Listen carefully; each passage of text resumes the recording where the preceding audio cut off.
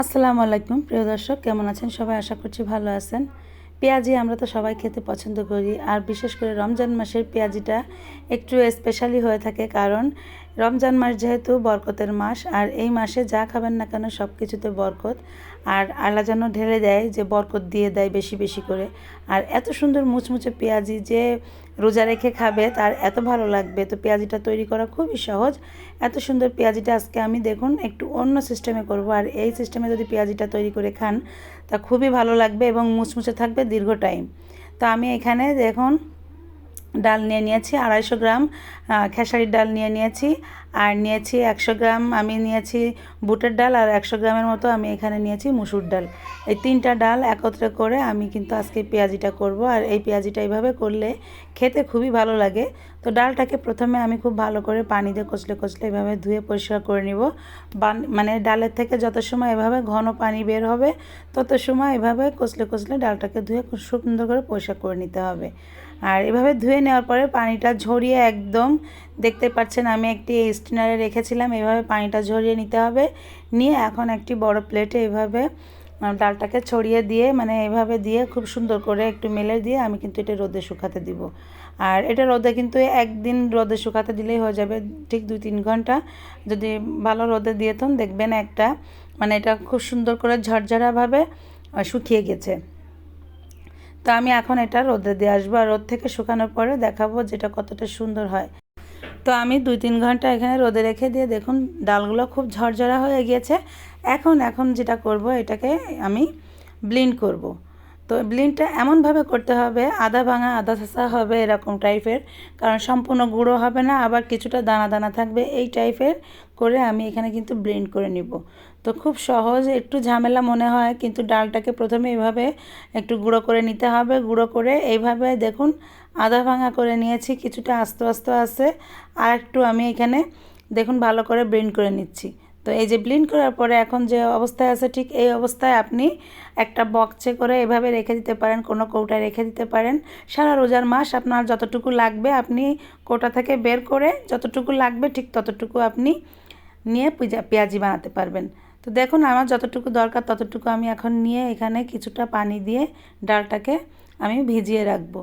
তো আপনি যখন পেঁয়াজিটা বানাবেন তখন দেখবেন, আপনারা যখন বানাবেন তো বানানোর 2-3 ঘন্টা আগে একটু এইরকম ডাল নিয়ে ডালের ভিতরে পানি দিয়ে 2-3 ঘন্টার মতো ভিজিয়ে রাখবেন। তো আমি যতটুকু পানি দিয়েছি এই পানিটা এতটুকু পানিতে হয়নি, কিছু সময় পরে দেখি যে ডালটা অনেক শুকায় গেছে পানিটা টেনে নিয়ে, তো আমি এখানে পুনরায় আরও একটু পানি দিয়েছিলাম। তো আপনারা বুঝে শুনে সেইভাবে পানিটা দিবেন।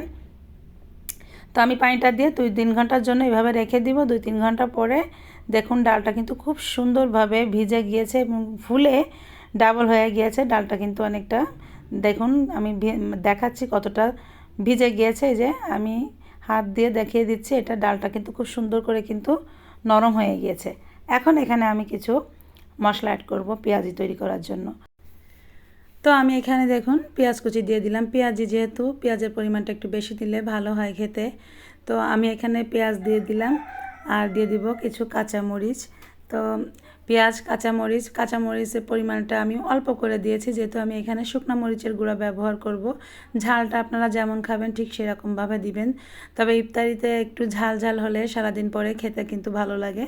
তো কিছু ধনিয়া পাতা দিয়ে দিলাম, আর দিয়ে দিচ্ছি এখন আমি লাল মরিচের গুঁড়াটা, মানে শুকনো মরিচের গুঁড়া, মানে হাফ চা চামচ শুকনো মরিচের গুঁড়া, হাফ চা চামচ ধনিয়ার গুঁড়া, আর হাফ চা চামচের একটু কম দিয়েছি ভাজা জিরার গুঁড়া, আর হাফ চা চামচের অর্ধেকটা দিয়েছি, মানে এখানে কোয়াটার চা চামচ হবে আমি দিয়েছি ভাজা জিরার গুঁড়া।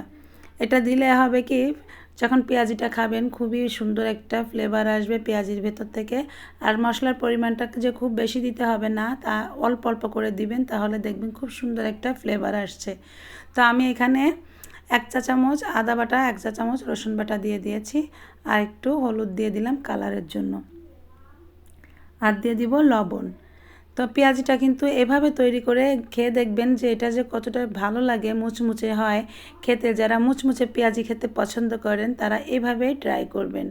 তো আমি এখানে দেখুন 1/3 কাপের একটু কম নিয়েছি বেসন। এই বেসনটা চাইলে আপনারা নাও দিতে পারেন, এখানে আটা বা ময়দা ব্যবহার করতে পারেন। আমি এখানে বেসনটা দিয়েছি, পেঁয়াজিটার টেস্টটা ভালো আসবে সেই কারণে। আর দিয়েছি একটু চালের গুঁড়া। তো চালের গুঁড়াটা আমি এখানে 2 টেবিল চামচের মতো চালের গুঁড়াটা দিয়ে দিয়েছি। চালের গুঁড়াটা দিলে হবে পেঁয়াজিটা খুব মুচমুচে থাকবে, আর দীর্ঘ টাইম মানে 2-3 ঘন্টা রাখলে কিন্তু খুব মুচমুচে হবে। আর সামান্য একটু জর্দার কালার দিয়ে দিয়েছি। ইফতারিতে হরেক রকম কালার হয় আর দেখতে ভালো লাগে। ইফতারি জিনিসটা একটু কালারফুল হলে খেতেও কিন্তু ভালো লাগে। তো এটা অপশনাল, আপনারা চাইলে এটা নাও দিতে পারেন। তবে আমার কাছে ভালো লাগে এই ইফতারি জিনিসটাতে একটু কালার থাকলে দেখতে ভালো লাগবে, খেতেও ভালো লাগবে। তো পেঁয়াজিটা আমি কিন্তু খুব ভালো করে মেখে নিয়েছি, দেখুন এরকম আঠালো আঠালো ভাব হবে। আর ঠিক এইভাবে পেঁয়াজিটা তৈরি করে নিতে হবে। তো আমি তেল কিন্তু সাইডে গরম করতেও দিয়েছি, আর তেলটা গরম হয়েও গিয়েছে। আর তেলটা খুব ভালো করে গরম করে নিতে হবে। আর এক এক করে পেঁয়াজি কিন্তু আমি এইভাবে ছেড়ে দিচ্ছি গরম তেলের ভিতরে।